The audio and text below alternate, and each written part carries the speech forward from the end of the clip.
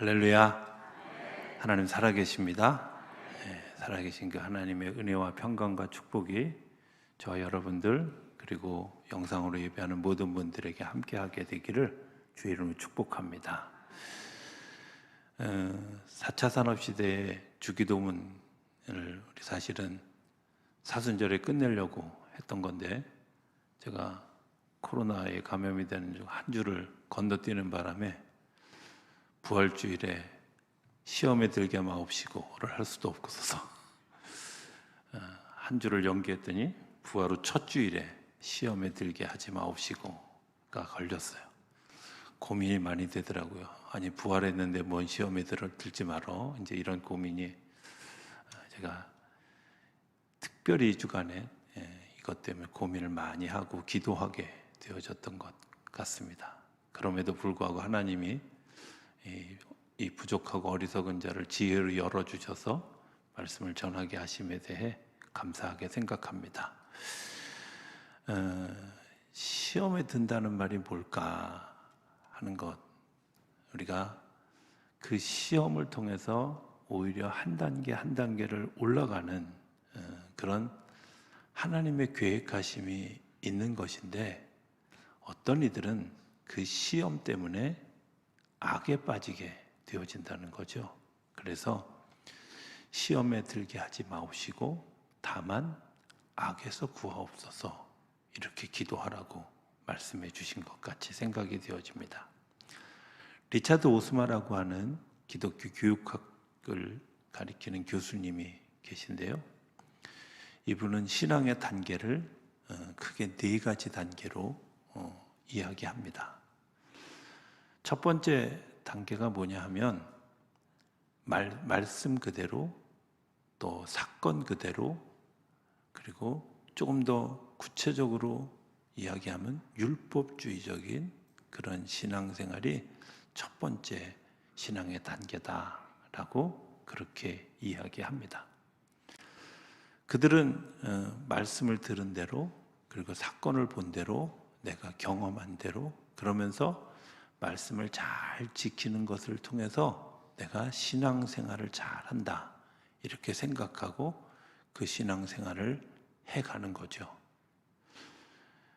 그런데 한계가 있습니다. 어떤 한계가 있냐면 경계선을 분명하게 그어놓고 그 경계선을 잘 넘어가지 못하는 한계가 있어요. 오늘 본문은 13절부터 시작합니다. 13절부터 시작하는 본문을 제가 마지막만 뚝 띄어서 읽었는데요, 13절에 보면 엠마오라고 하는 마을로 가는 두 제자의 이야기가 시작됩니다. 이들이 예루살렘에서부터 엠마오라고 하는 자기의 마을로 가는 도중입니다. 길에서 일어난 일입니다. 길이는 한 25리 정도 갔다고 성경은 이야기합니다. 그들이 왜 고향으로 돌아가게 되었냐면, 그들이 청운의 꿈을 안고 예수님을 따라갔는데 따라가다 보니까 따라가야 될 분이 돌아가셨어요. 그래서 이제 더 이상 따라가야 될 곳이 없다고 생각하고 집으로 돌아가는 길이었어요. 그런데 사실은 그들에게 오해가 있는 거죠. 어떤 오해가?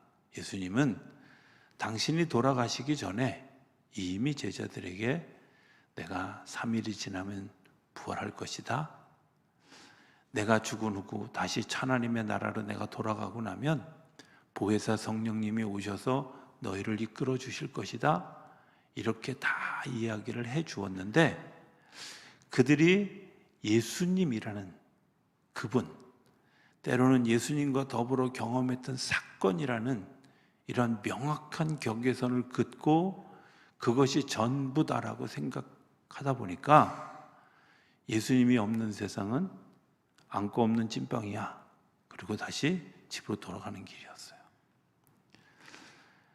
우리가 신앙생활하면서 이런 한계를 경험할 때가 있죠. 내가 주일 성수도 잘하고 11조 생활도 잘하고 신앙생활 잘했는데 왜 나한테 이렇게 어려운 일이 닥쳐? 왜 이렇게 힘든 일이 닥쳐? 하면서 신앙생활에 위기가 올 때가 있어요. 그걸 시험이라고 얘기하는데, 이 시험은 이 경계를 허물어뜨려서 또 다른 곳으로 발전해 가기 위한 하나님이 우리에게 허락해 주신 문을 열고 새로운 문을 여는 그런 역사의 한 과정인 것을 기억해야 하는데, 어떤 사람들은 이것에 넘어지는 거죠. 그래서 이 율법적 신앙생활하는 사람들이 가지고 있는 커다란 시험이 뭐냐? 정죄하고 판단하고 그리고 그 속에 갇히는 거예요. 왜 나처럼 신앙생활 안 해? 왜 이렇게 모범답안인데 왜 이렇게 살아가지 않아? 하면서 사람들을 정죄하고, 그리고 정죄하는 것뿐만 아니라 나에게 대해서 엄격한 잣대를 가져 스스로 실망하고 좌절하고 넘어지는데, 두 번째 단계가 시작되는 것을 모르는 거죠. 그런데 두 번째 단계를 넘어가서 보면, 이 단계가 하나님이 나에게 허락해 주시는 또 다른 관문이었구나 하는 것을 발견하게 돼요. 그래서 오스만은 두 번째 단계를 뭐라고 얘기하느냐면 교제가 있는 믿음을 얘기하는 거죠. 교제가 있는 믿음. 오늘 성경에 보면 17절에 예수께서 이르시되 너희가 길 가면서 서로 주고받는 이야기가 무엇이냐 하고 그들에게 말을 걸어오셨어요. 성경에서 굉장히 중요한 사건이 있는데요, 그게 뭐냐? 내가 하나님으로부터 일방적으로 무언가를 받았다 해서 내가 그것을 잘 지키지 못하고 그것 때문에 좌절했을 때, 주님이 우리에게 행하시는 굉장히 중요한 방법은 말을 걸어오시는 거예요. 너 왜 거기 있어? 내 아벨은 어디 있어? 너는 나를 누구라고 하느냐? 내가 낫기를 원하느냐? 이렇게 질문하시는 주님의 질문이 우리한테 있다는 거예요. 오늘 우리에게 각기 다른 모습으로 있지만 각기 다른 모습으로 있는 저와 여러분들에게 주님은 뭐라고 질문하시냐면, 지금 내가 하고 있는 일, 지금 내가 서 있는 자리, 지금 내가 고민하고 있는 게 뭐냐고 물어오셔요. 왜? 우리의 대답을 듣기를 원하셔서. 근데 이런 사람들이 시험에 빠져요. 알 필요 없으신데요. 주님 알아서 뭐 하시게요? 이렇게 물어보는 사람은 대화를 하지 않자는 얘기죠. 그죠? 그래도 다행히 엠마오로 가던 이 두 제자들은 감사한 것은 주님이 이렇게 물어보니까 바로 반응을 어떻게 했어요? 예루살렘에서 일어난 사건들을 당신 모르시나요? 하고 예수님의 이야기를 하는 거예요. 근데 그 예수님의 이야기를 하는 동안에 안타까운 것은 예수님이 진짜 들었으면 좋겠다라고 생각하는 것을 이들이 모르고 있다는 거예요. 객관적인 사실, 예수님이 신문 받으시고 채찍에 맞으시고 옷 벗기시고 십자가에서 죽으시고 그리고 부활했는데도 불구하고 사람들은 굳게 뭐라고 믿었냐면 로마 군병들이 예수님을 치웠다, 뭐 이런 가짜 뉴스, 카더라 방송에 현혹되어져서 가던 길을 그냥 되돌아서서 자기 집으로 가는 길이었어요. 예수님이 들려주고 싶은 이야기가 너 거기에 굉장히 커다란 의미가 있어, 이런 것들을 이야기하려고 하는 거예요. 근데 이들이 자기들이 가지고 있는 생각에 매몰되어져서 그 사실을 모르는 거죠.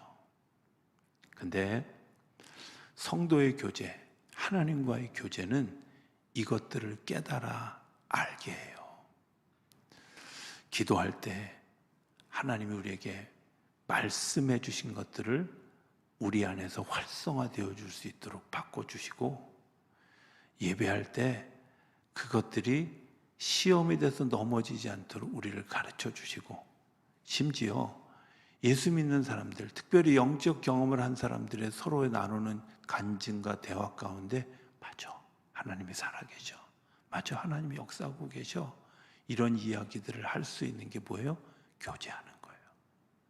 교제를 통해서 거두어지는 믿음은 내가 두 번째 단계에서 또 다른 단계로 넘어가게 하는 힘을 공급해 주신다는 거예요. 근데 이 두 번째 단계에서 시험은 뭐냐?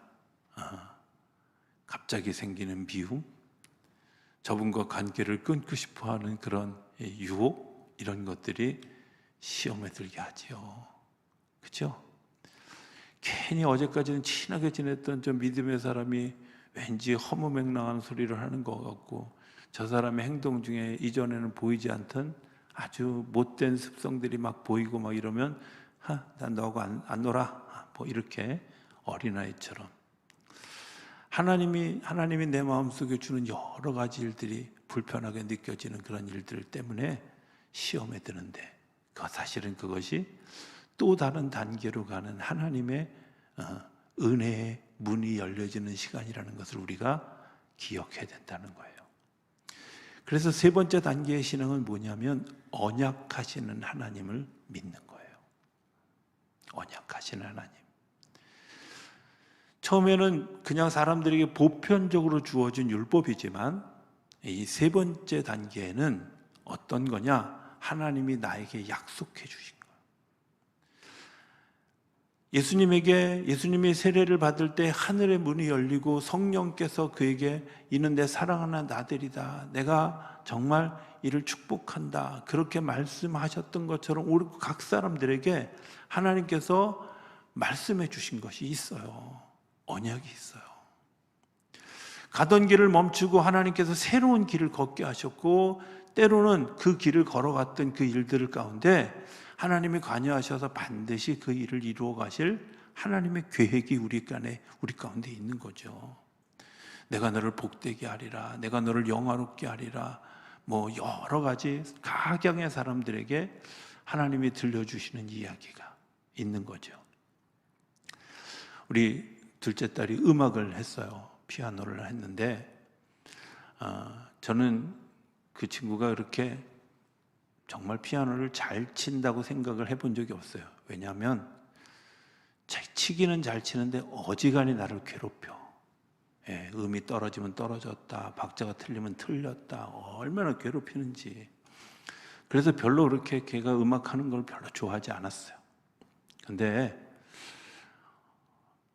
많은 목사님들이 이 아이를 위해서 기도할 때마다 하시는 이야기가 있었어요. 뭐냐면 천상의 음악을 할 거다, 너의 음악을 하나님이 기뻐하신다, 너 음악을 통해서 하나님이 역사하실 거다, 뭐 이런 얘기들을 막 하는데 얘는 음악하다가 중간에 예고 다니다가 그만두고 음악으로 피아노로 대학을 간 게 아니라 신학대학을 가고, 그리고 졸업하고도 음악하고 머리가 먼 그냥 교회에서 반주만 하는 정도의 시간을 지내다가 어느 날 하나님이 그에게 어떤 계기가 되어져서 음악적으로 대학원을 진학할 수 있는 길을 열어주시는 거예요.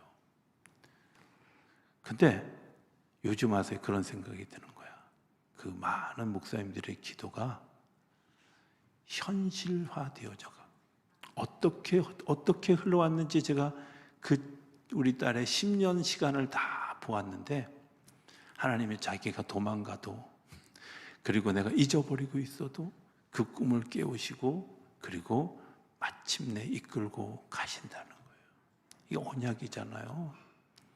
근데 이 언약의 단계에서 우리가 못하는 게 있어요. 그게 뭐냐면 하나님이 보이지 않는 거예요. 이 언약의 단계를 이루어가기 위해서 반드시 겪고 넘어가는 과정이 있는데 고난이라는 과정이에요. 이 고난이라는 과정을 지나면서 하나님이 보이지 않는 것 같아. 하나님이 역사하시지 않는 것 같아. 욥이 심한 고난을 겪고 정말 사람으로서, 저는 욥기 1장 2장을 읽다가 막 화가 나요. 하나님 이렇게까지 하셔도 돼요, 뭐 이렇게 화가 나는. 그리고 막 3장부터 가면 속이 뒤집혀요. 어떻게 친구라는 사람들이 그렇게 매정하게, 공감 능력이라고는 꿈에도 없는 사람들이 그렇게 모여 앉아가지고 욥을 공격하나. 그런데 그 사면초가의 위기에서 욥이 나아가다가 문득 이런 고백을 합니다. 어떻게 고백을 하나? 하나님, 제가 하나님을 발견하고 싶은데 앞에 보아도 보이지 않고 뒤를 보아도 보이지 않고 양옆을 보아도 하나님이 보이지 않습니다. 이게 욥기 23장 8절 9절이에요. 근데 놀라운 건요, 갑자기 시점이 바뀌어요. 23장 10절에 가면 뭐라고 얘기하냐면 나의 가는 길을 오직 주님께서 하시나니. 시선이 바뀌는데 9절까지는 누구 시선이었냐면 내가 하나님을 보려는 시선이었. 내가 땅의 시선을 봤는데 10절은 갑자기 하나님이 나를 보는 시점으로 바뀌는 거예요. 하나님을 인격적으로 만나는 시간은 언제냐? 내가 하나님을 보는 시간이 아니라 하나님이 나를 어떻게 보고 있는가, 나를 어떻게 바라보고 있고 어떻게 역사하시고 있는가, 이것이 열려지는 시간, 이걸 하나님이 나와 인격적으로 만났다고 얘기해요. 하나님, 내가 하나님 볼 수 없어요. 그런데 욥은 하나님이 나를 보고 계시다고. 다른 사람들은 다 모르는데 하나님이 나를 아신다고. 다른 사람들은 다 오해하는데 하나님만이 나를 진실로 알고 계시다고. 여기서 끝나는 게 아니라 이 시련의 시간들을 지나는 동안에 하나님이 나를 아시는 것뿐만 아니라 이 시험의 시간이 지나고 나면 나를 하나님이 정금같이 세우실 것이라고. 요즘 성경에는 순금같이 되게 하실 것이라고 약속하시는 거예요. 놀라운 일이죠. 저는 그런 언약하시는 하나님의 향한 믿음을 가진 사람들이 하나님 관점에서 새로운 시선이 열려진 것 때문에 하나님의 놀라운 일들을 경험하게 하는 줄로 믿습니다. 신앙의 네 번째 단계가 있어요. 그 네 번째 단계로 오늘 성경은 뭐라고 표현하냐면 32절에 보면 그들이 서로 말하되 길에서 우리에게 말씀하시고 우리에게 성경을 풀어주실 때에 우리 속에서 마음이 뜨겁지 아니하더냐 하고. 여러분들, 그냥 평범한 이야기 같은데 제가 아주 오랫동안 정말 천국이 있어? 이런 고민을 했어요. 언제부터 했냐면 제가 신체 발달 이런 건 굉장히 좀 미숙아에 가깝고 특히 정서적인 세계의 미숙아에 가까운 반면에 영적인 건 생각이 되게 오래전부터, 초등학교 4학년, 5학년 이즈음에 교회에서 예배 드리는데 갑자기 불현듯 어떤 생각이 들어요. 천국이 진짜 있어? 이런 두려움. 내가 태어날 때 그 전에 나를 인지하지 못했는데 내가 죽으면 나를 인지하지 못하는 거 아니야? 그럼 난 뭐야? 이런 두려움에 막 몰려왔어요. 그래서 그때부터 하나님, 제가 천국이 있는 것을 보여주세요. 이런 기도를 하기 시작했던 것 같아요.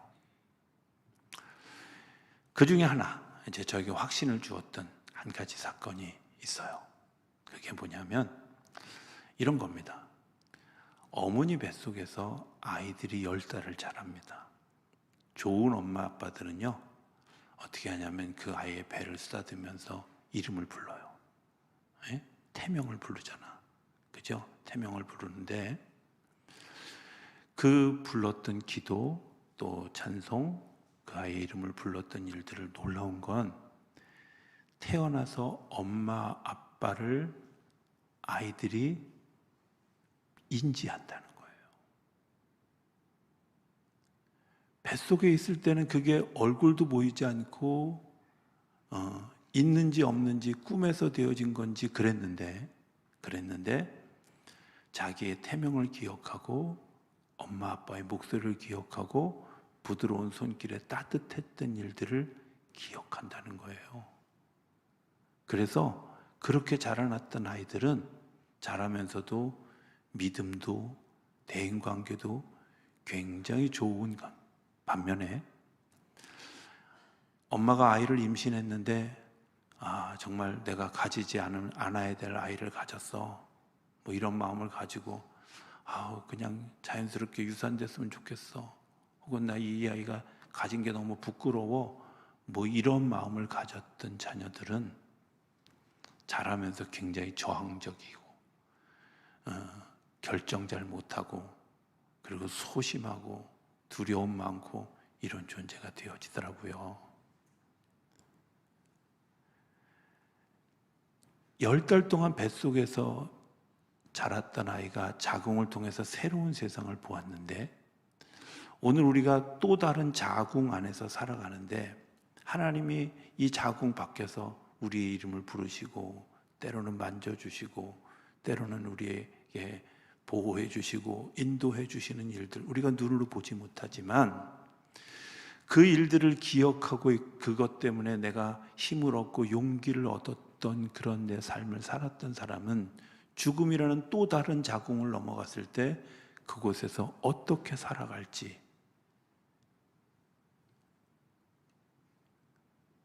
이곳에서 내가 내 마음대로 내 하고 싶은 대로 그리고 그렇게 그 음성 무시하고 살았던 사람은 그 자궁을 넘어갈 때 당연히 주님이 심판하시지 않으셔도 내가 삶을 살아가는 자리가 지옥일 수밖에 없다는 거죠. 네 번째 믿음의 단계는 신비입니다. 근데 그 신비는요, 오늘 본문의 이야기처럼 이런 거잖아요. 우리에게 말씀해 주실 때 내 가슴이 뜨거워지는 거예요. 이거 어떻게 설명할 수 있어요? 아니, 내 마음에 불을 지른 것도 아닌데 이 뜨거워지는 걸 어떻게 설명할 수 있어요? 그런데 이 설명할 수 없는 일이 내 안에 일어났기 때문에 바꿔지는 두 가지가 생겼어요. 하나는 성경에 보면 이렇게 얘기합니다. 38절에 곧 33절에 곧 그때로 일어나 예루살렘으로 돌아가 보니, 내가 그 신비를 경험한 사람이 가지고 있는 굉장히 중요한 특징이 있는데 그 특징이 뭐냐? 내가 놓았던, 내가 버렸던, 내가 멈췄던 소명의 길을 걸어가게 하기 위해서 내가 갔던 길 유턴한다는 거예요. 이들 실망해서 예루살렘을 떠났던 사람들이에요. 그런데 그들이 예루살렘으로 다시 돌아간다는 말은 나에게 그 감동을 주었던, 감명을 주었던 그 말씀이 나를 움직여 갈 것이다 라고 하는 사실을 믿었고 확신이 되어졌고 그랬기 때문에 돌아가는 거예요. 여러분들 안에 하나님의 신비가 임하여지면 여러분들의 삶을 바꾸는 그런 그 걸어갔던 길이 되돌아가는 아름다운 역사가 일어나게 하시는 줄로 믿습니다. 내가 이제까지는 내가 귀찮아서 하나 그랬던 일들이 소명이 생기고 사명감이 생기고 그것 때문에 내가 어떤 어려움이 있어도 나는 그 길을 믿음으로 잘 갈 수 있는 신비죠. 하나님의 신비가 우리 안에 일어나면 이런 역사들이 일어나게 되죠. 더 중요한 건 뭐냐면 그 뒤에 보면 33절 후반절에 보면 11 제자 및 그들과 함께한 자들이 모여 있어. 갔더니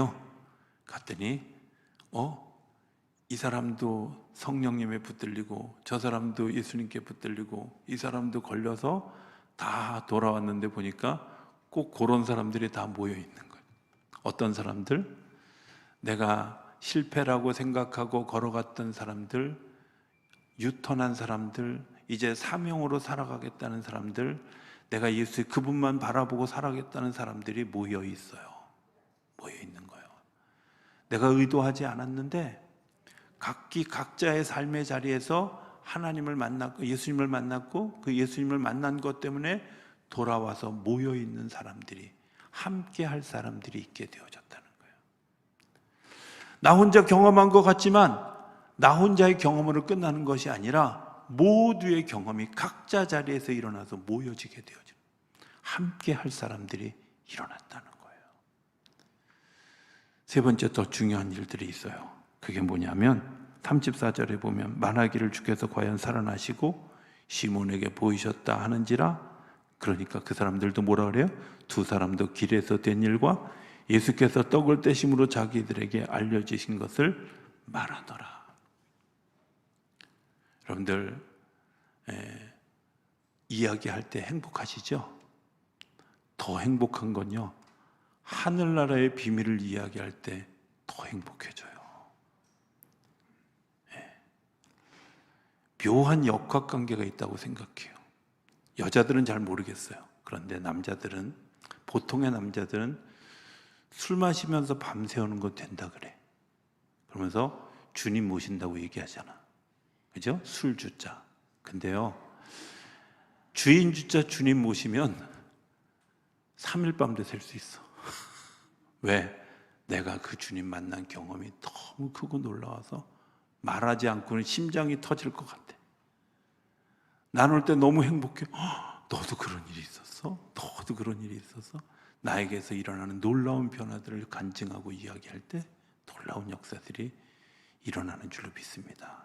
그리고 그 밤이 지나고 나면 각자 맡겨진 사명의 자리로, 하나님께서 원하시는 그 길의 자리로 걸어가게 하시는 줄로 믿습니다. 이들은 부활신앙을 경험했습니다. 예수님이 부활하신 주님을 만났습니다. 그리고 그들이 내가 내 마음대로 걸어가던 자리에서 돌이켜서 주님께서 주시는 사명의 자리로 걸음을 바꾸어, 그리고 그곳에 모여있는 사람들을 만났고 함께하며 기도할 기도의 동지들을 경험해. 저는 우리 성도님들의 그런 그 부활신앙의 삶 속에 이런 역사들이 일어나고 있는 줄로 믿습니다. 여러분들이 그런 돌이켜 섰을 때 함께 할 사람들이 모여있고 그 안에서 정말 삶을 나누는 아름다운 일들이 우리 안에 펼쳐지고, 그것 때문에 우리를 통해 사도행전의 역사들이 일어나는. 그래서 우리 교회 앞에 표에 썼는데 사도행전 29장을 써가는, 28장까지는 베드로하고 사도 바울이 썼다면 이제 29장부터는 저와 여러분들의 이름이 들어가는 아름다운 역사가 일어나게 될 줄로 믿습니다. 작전동교회가 들어가는 아름다운 역사가 일어나게 될 줄로 믿습니다. 그 역사의 주인공들이 되는 저 여러분이 되어줄 수 있게 되기를 주의 이름으로 축복합니다.